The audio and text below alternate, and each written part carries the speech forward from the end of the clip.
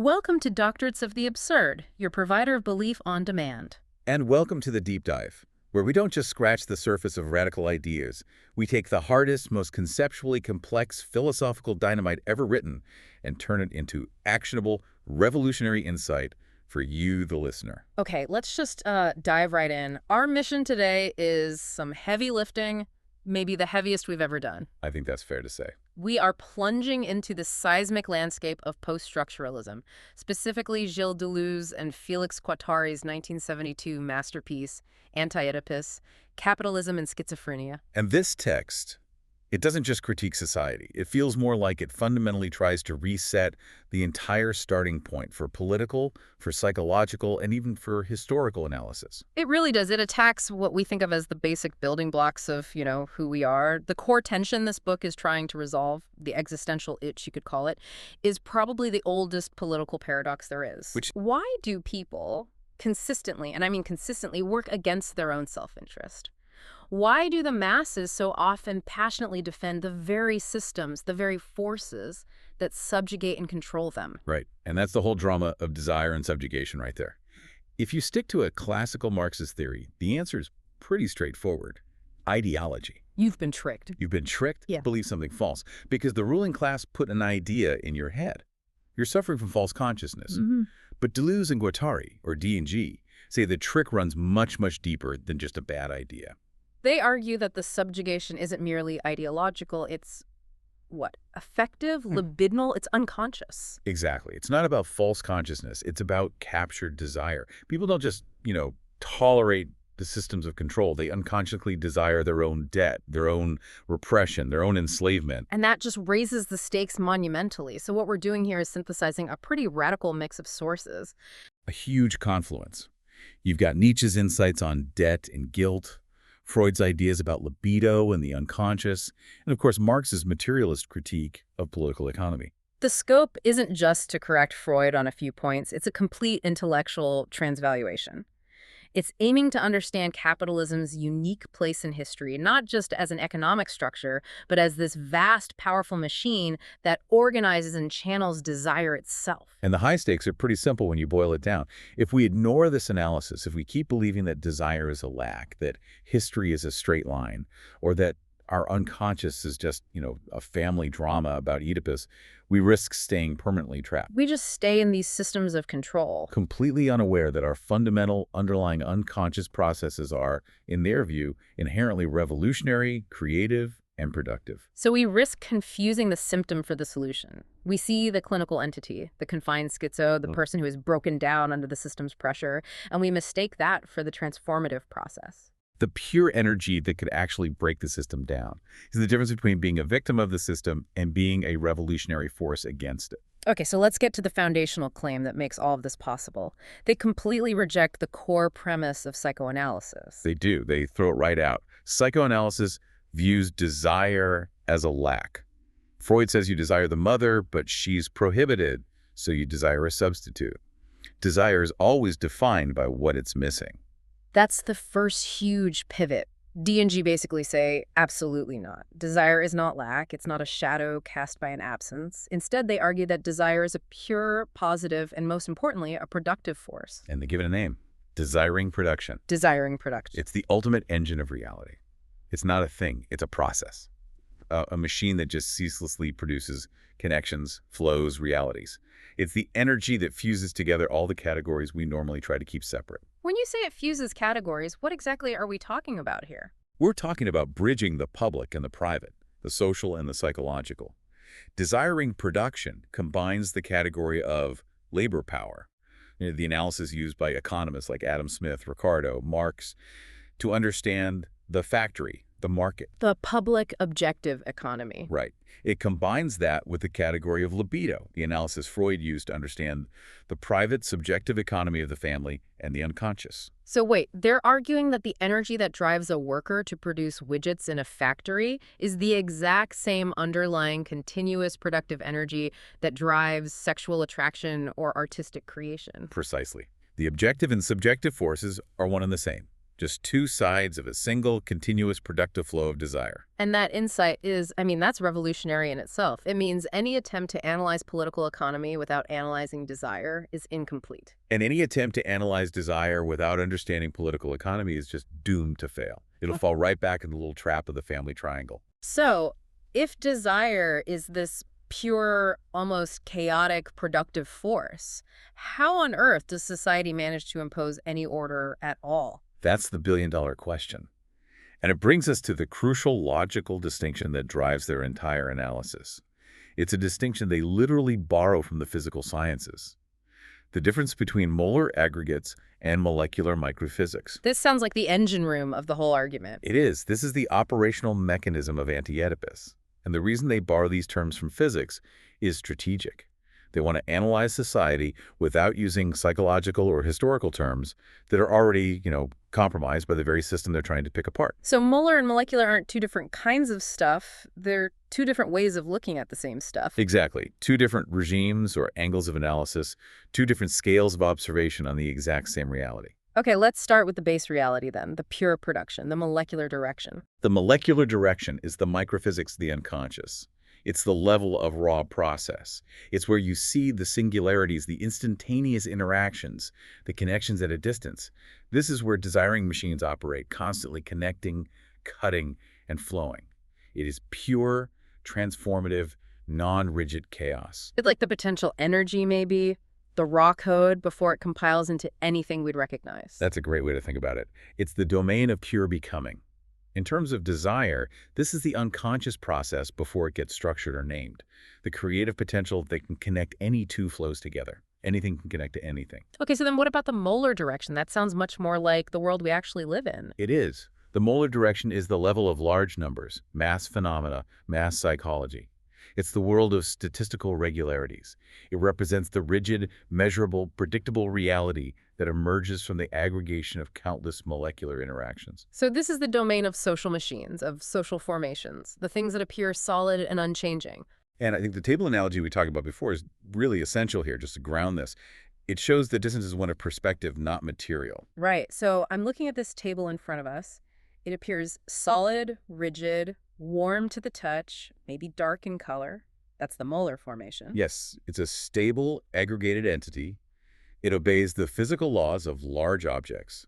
You can put your coffee on it. But if we were to zoom way in, using the laws of quantum physics or molecular physics, that molecular level would show us a completely different picture, a radical illusion, really. It does. At the molecular level, that table is mostly empty space. The atoms and molecules themselves don't have color or rigidity or an inherent temperature. So rigidity, color, temperature, those aren't intrinsic qualities of the molecules at all. No, they're statistical effects. They're produced by the sheer aggregate of billions and billions of molecules interacting at incredible speed. Okay, so to use their language, the molar properties, solidity, color, and by extension, history, are just statistical illusions produced by the aggregate. The underlying reality is the molecular interaction. That is the key takeaway. And Deleuze and Guattari apply this logic directly to society. Desiring production is the underlying molecular force, the production of production, that constitutes all of reality. But this underlying reality gives rise to the social reality. Which is a molar aggregate.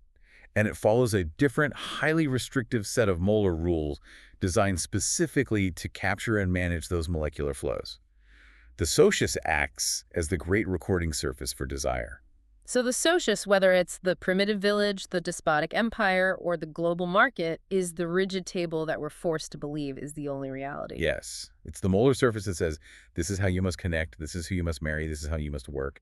It appears real, but its entire structure is just an aggregate effect designed to control the flow of the molecular desire underneath.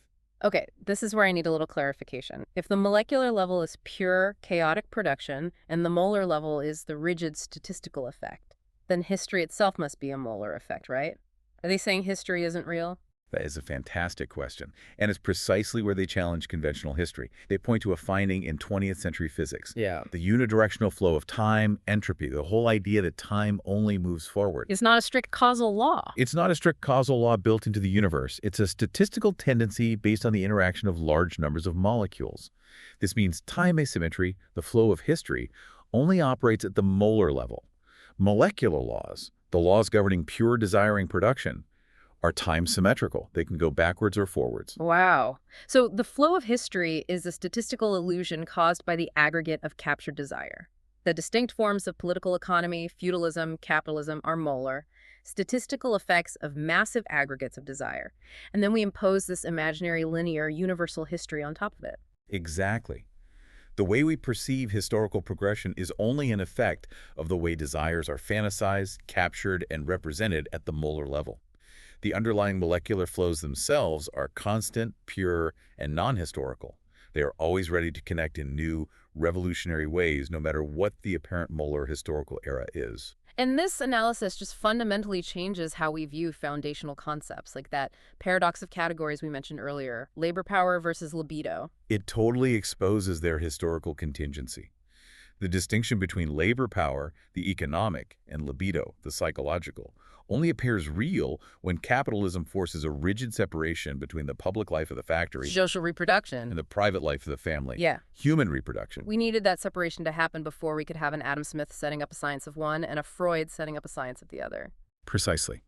The moment capital dictates that the factory is the place of value creation and the family is the place of emotional containment, they become separate analytical categories. These terms, which seem like these universal foundational truths about human existence, are themselves just historically contingent molar effects created by capitalism's social machine to manage and divide the single flow of desiring production. We're analyzing the system using terms the system itself created. Which is why their project requires such a massive fundamental reset. So we've established the underlying reality is pure productive desire. Molecular flow is always ready to connect. But the molar socius is obsessed with capture. And this brings us to the villain of the story, anti-production. Anti-production is the mechanism of capture, containment, and management. It's not about production itself, the making of things, but the conversion of the sheer excess productive force, the surplus energy of desire, into a counterforce. Okay, and this counterforce, what does it do? It absorbs, it consumes, or distributes the products in a way that organizes social relations, typically as systems of debt, guilt, or obligation. It's the ideological and psychological fantasy that's constructed on top of the real production, which then acts back to capture the molecular flows. So let's trace this ironic history across the three historical stages D&G identify. Let's do it. We begin with stage one. Primitive societies, or as they call them, the savages. These societies operate via the primitive territorial machine, and its essential mechanism is coding. What exactly does coding mean in this context? Coding is the differentiation of social flows. It's a system to ensure every flows of women, children, herds, seed, land, even waste, is kept rigidly separate, differentiated by ritual, by name, by tradition. The rule is absolute. Nothing must escape coding. And their method of anti-production is explicitly geared toward preventing a molar hierarchy. It's to stop the rise of a despotic state through, say, hoarding. That's the crucial difference. The major threat to primitive society is decoding. Any route by which these flows might escape the established codes and start accumulating in one place, creating wealth disparity and social class. So to ward this off, they ritualistically destroy any excess product or surplus. Exactly. Think of elaborate feasts, potlatches where all resources are consumed, or sacrifices where products are burned. The debt is immediately paid off to the land or the ancestors, ensuring no single individual can establish molar superiority by possessing a surplus. So anti-production here is a preventative destruction of surplus. It's trying to keep the molecular chaos flowing but regulated within these local, differentiated codes. But this stability is broken by the barbarians' despotic societies in stage 2. And this transition isn't evolutionary. They stress that it's contingent. Primitive societies are captured by external despotic regimes that institute the state, the Urstat. This Urstat, or primitive state, is defined as this vast, massive recording surface that claims ownership over everything that came before it. And the state's essence becomes overcoding. Overcoding is the mechanism that transfers all value, all debt, and all allegiance from the previous local codes, the clan, the tribe, to the figure of the despot, typically through vast systems of taxes and tribute. The state basically says all those codes you obeyed before, they're now secondary. I am the code of all codes. What's the concrete mechanism the despot uses to institute this overwhelming power? It's the emergence of writing, specifically the written decree or the law. Writing is a deterritorializing force. It transcends local oral codes. The written law of the despot has to cut across all these previously separated coded flows. It becomes a master signifier that dominates all that it signifies, capturing all previous meaning and forcing it into a single bottleneck of authority. And this is where we get to what you called the Oedipal conspiracy. You argued earlier that Oedipus isn't some universal psychological reality, but a historically contingent method of anti-production. So how does the despot use this new power of overcoding to create the Oedipus complex? This is the nexus where Freud, Marx, and Nietzsche just explode. In primitive societies, the incest taboo was functional. It was a social prescription designed to enforce exogamy, to force alliances, and ensure wealth circulates by making people look outside their immediate group. It was about the production of social bonds. But when the despot captures the society, they claim ownership over everything, the land, the people. They position themselves as the singular symbolic father. Correct. The despot claims a symbolic right over all flows, including women and children. And this forces that prescription, which was about alliance, to be reissued as a law, a prohibitive system of representation. The productive capacity of desire, which was previously just a flow, is now violently misrepresented as a lack within this generalized system of state signification. So you desire the forbidden object because the father, the state, prohibits it. Yes. So, wait. The state needs the populace to feel indebted, to feel guilty, to feel lacking. So it imposes the prohibitive law of Oedipus to ensure that molecular desire is contained within the socially acceptable molar structure of the state and the nuclear family. That's it. It creates a psychological debt structure. The fundamental productive force is forced into this bottleneck where it can only be interpreted through the prism of the family triangle and the law of the father. This allows the state to capture that molecular energy and channel it into obedience and tribute. And this is where we get our mic drop quote moment, because they just completely flip the psychoanalytic script. They state, far from being repressed by the incest prohibition, Oedipal desire is, in fact, produced by it. It's mind-bending. Yeah.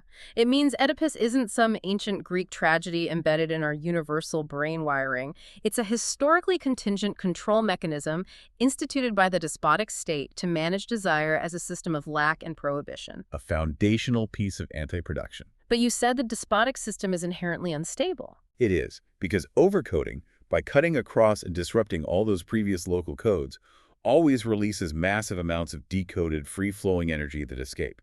The despot is inherently paranoid, constantly fearing breakdown because decoding is an external, accidental limit to their power.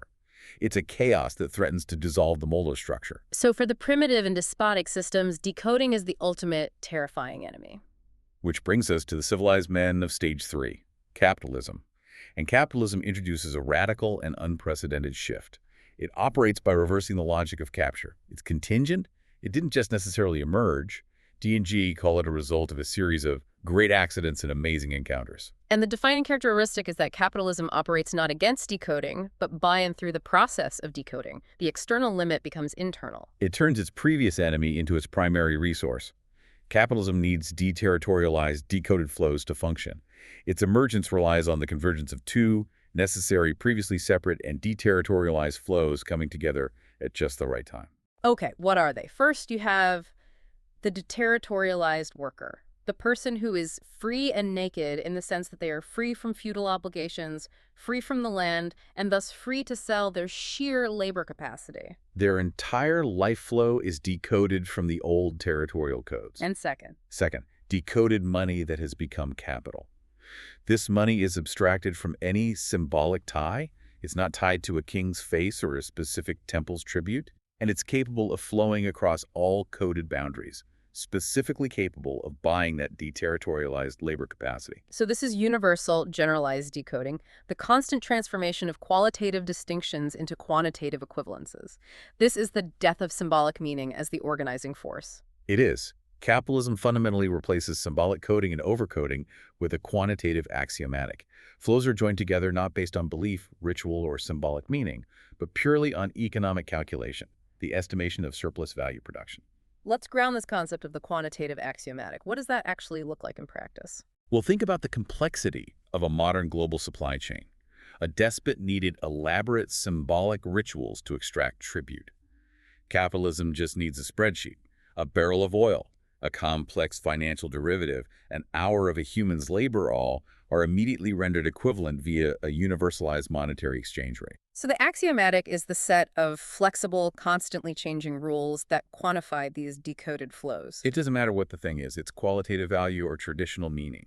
All that matters is how much surplus value it can produce when connected to another decoded flow. But wait, if capitalism is pure, generalized decoding, constantly shattering old codes, the family unit, national borders, local industries, wouldn't that just instantly lead to total societal chaos? The schizo limit we talked about. And that is the paradox of capitalism. It needs chaos to create markets, but it needs order to collect profit. To prevent total chaos, generalized decoding must be balanced by massive, immediate, and equally generalized projects of social recoding. So capitalism is defined by a paranoid schizoid process, a manic global tug of war. Incessantly switching between the two. It decodes, relentlessly innovating, creating new technologies, disrupting social norms, to free up capital and find new flows. But it instantly recodes, using the state, media, education, the police, and most importantly, the Oedipus complex, to recapture desire and maintain social order just long enough to extract surplus value. So the decoded flow is no longer an external threat to be warded off like it was for the despot. It's an internal structural necessity that has to be continuously destroyed and immediately recreated on a new, wider scale. The decoding feeds the recoding. Just think of consumerism. The system decodes your desire from traditional community ties and codes telling you, be free, be an individual, buy this new product. Right. But the instant you buy it, that desire is recoded into debt, brand loyalty, and integration into a new, rigid consumption flow. The sheer power of the capitalist axiomatic is that it's wider and more englobing. It ensures that no one escapes participation in the activity of anti-production. We're all forced to continuously run this decoding or coding loop day in and day out. And this leads to the internal production of the clinical entity. Capitalism constantly produces schizos individuals whose molecular flows have been deterritorialized so rapidly they can't cope with the instant recoding. It produces them the same way it produces its commodities. So what happens when a subject's desire flow is just radically deterritorialized? The moment the individual experiencing that radical break, threatens to become a fully decoded flow that resists recoding, capitalism has to confine them. It instantly transforms the subject from a potential revolutionary process into a confined clinical entity, a person who is autistic, immobilized, or institutionalized. And why? Because the system sees in the unrestricted schizophrenic process the image of its own death coming from within. It's the ultimate logical outcome of the system's own decoded flows returning to destroy the molar aggregate. Okay, so we've established that schizophrenia is the absolute existential limit of capitalism. If the decoding goes too far, the quantitative axiomatic collapses. But this is also where the potential for collective transformation lies. Right. Provided we understand the difference between the clinical entity and the transformative process. The distinction is vital. The schizo is not revolutionary. No. The schizophrenic process, the act of deterritorialization, the pure molecular production, that's the potential for revolution. The clinical schizo is the arrested subject who ran up against the limit and was blocked or confined. The revolutionary imperative is to continue the process and go beyond the system's capacity to recode. And the institution of psychoanalysis, according to D&G, is the system's primary method of blocking that very escape. Absolutely. Psychoanalysis is obsessed with the Oedipus complex, that system of lack and prohibition imposed by the despot. It acts as a counter-revolutionary force. It serves as the priest of the capitalist axiomatic. So when a molecular flow escapes and threatens to become revolutionary, The psychoanalyst is right there, ready to rehabilitate the subject, confining their immense energy back into the small, rigid structure of the family drama and closing off the lines of flight. so the revolutionary imperative isn't to embrace madness, but to identify the schizophrenic process, the deterritorialization, and utilize it collectively to resist recodification. And this requires precision. We need to distinguish the 4 different senses in which they use the absolutely crucial concept of the line of flight. This isn't just one metaphor for escape. It's a detailed mapping tool for political action. Okay, let's map them out, starting with the immediate personal escape. Sense 1, clinical psychoanalytic refusal. This is the initial psychological break. It's what the analyst observes. Processes of desire that simply refuse to be captured by the repressive machinery of Oedipus, the nuclear family, and the state's law.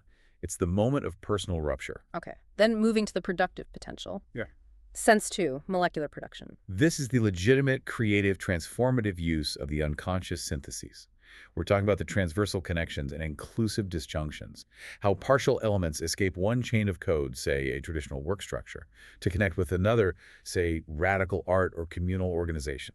It forms a non-representational multiplicity of desire. Now, connecting this back to history, sense 3, historical limit. These are the major decoded social flows like universal commerce, abstract money, nomadic populations that acted as an external limit to primitive and despotic regimes. These flows were their enemy. Capitalism then internalized these flows as its structural engine, creating these internal pressure points. And finally, the goal, sense 4, absolute revolutionary potential. This feels like the most crucial definition. It is. This is the moment when the decoded flows released by capital become so vast, so heterogeneous, and so radically connected that they cannot be recaptured and re-territorialized by the capitalist axiomatic. This is the potential for the total transformation of the system itself, moving beyond its continuous manic decoding coding loop. The difference between the schizo and the revolutionary is subtle but absolutely vital, and it dictates the outcome. It's a difference between the one who escapes and the one who knows how to make what he is escaping escape. Okay, break that down. If I am merely escaping, I run away to a quiet cabin in the woods, hoping to be left alone. I become an isolated clinical entity, easy for the system to ignore or eventually recode. But if I am the revolutionary, I don't just run. I actively convert that flight into a positive collective investment that creates new connections and new territories. And we have to constantly recognize and avoid the immediate danger of the paranoid counter-escape. Yes. What does that look like in the modern world? The paranoid counter-escape is the reactionary, fascizing investment. When people are overwhelmed by generalized decoding, by chaos, by economic collapse, or the dissolution of traditional codes, Sense 3. they often don't seek genuine freedom, sense 4. They crave structure. They desperately desire a dictator, a strong father figure, a rigid nationalism, or a singular belief system to impose order. They invest their molecular energy back into a repressive molar aggregate. So the revolutionary goal, the schizophrenic escape, has to avoid this immediate temptation to seek external order and instead create new, spontaneous order from the molecular level up. Exactly. And this is the task of the schizoanalyst, which is not a clinical job, but a revolutionary political job. Their task is to shift desire from the molar unit, the Oedipal alliance, the national identity, the rigid state, to the molecular unit. They work to transform passive, subjugated, and fear-based groups into subject groups whose sole cause is a rupture with causality. That is a staggering phrase. Subject groups that embody a rupture with causality. It means they're not defined by what caused them to suffer or what their rigid aims are, but by the pure process of revolutionary connection itself. The revolutionary action is fundamentally molecular. The schizoanalyst has to connect heterogeneous lines of flight together in a non-representational continuous multiplicity of desire. This means consciously linking up completely different machines that are all experiencing deterritorialization, connecting the revolutionary political machine, the artistic machine, the scientific research machine, and the schizoanalytic process itself. So if a scientist is questioning the rigid funding structure of the university, that's a deterritorialization. And an artist is protesting the commodification of their work, that's another one. And a political group is demanding radical social change. All deterritorializations. The goal is to ensure those three streams don't just remain separate clinical entities, but form a collective, continuous multiplicity. A collective momentum that is too wide, too complex, and too creatively productive for the capitalist axiomatic to just slap a new price tag on and recode. Precisely. If you push the processes of decoding so far, so radically, that they cannot be recaptured by the paranoid schizoid mechanism, they claim that the movement of deterritorialization creates of necessity and by itself a new Earth. The new Earth, the new socius, where molecular desire is finally free to connect and flow on its own terms, unburdened by the debt and lack imposed by the father, the state, the capital. It's the creation of an entirely new molar reality, a non-proprietary operating system built from the bottom up on the raw, productive chaos that was always there. What an immense journey through the core mechanics of power, desire, and anti-production. The payoff is really recognizing that social systems, the table, the state, the market, are just these powerful statistical effects that operate retroactively to capture the true, chaotic, creative power of molecular desire. We've broken down the irony of history. Primitive societies destroyed surplus to ward off the state. Despotic societies used Oedipus and debt to capture desire. And capitalism internalized decoding itself, creating this unstable, manic cycle that continuously produces and confines the subject. So, to bring our master analogy home, capitalism is like a giant proprietary operating system, an OS. It uses pure, chaotic, computational power molecular desire to run its rigid, self-serving, and often nonsensical programs, the molar aggregates, and the quantitative axiomatic. And we are forced into constant updates. Decode to create a new market, then instantly recode using the family, the debt, and Oedipus. The line of flight, then, is the potential for a collective molecular jailbreak. It's the realization that the raw productive energy doesn't belong to the proprietary OS. The potential lies in seizing that computational power to create a totally new OS, a new Earth, from the ground up, using the raw power that was always already within you. The revolutionary potential lies in shifting desire from the molar, the stable, conservative Oedipal alliance and the rigid statistical group, to the molecular, fostering subject groups whose sole cause is a rupture with causality. It's about converting personal escape into collective, continuous transformation. And the key concept of the line of flight ultimately connects your individual unconscious desire directly to the grand movements of world history. Since capitalism is defined by its constant manic process of decoding and recoding flows, and since we all live within its paranoid schizoid mechanism, we are left with a final provocative thought for you to consider. Think about your current desires, your goals, your debts, your ambitions. Are you simply accelerating the decoding process on behalf of the system, creating a new product, a new service, a new quantified metric that capital can immediately capture? Or are you actively connecting your personal molecular lines of flight to those of others, forming a non-representational multiplicity of desire that the system simply cannot recode? Where in your daily life are you being re-opalized right now? And how do you make that escape and make that escape escape?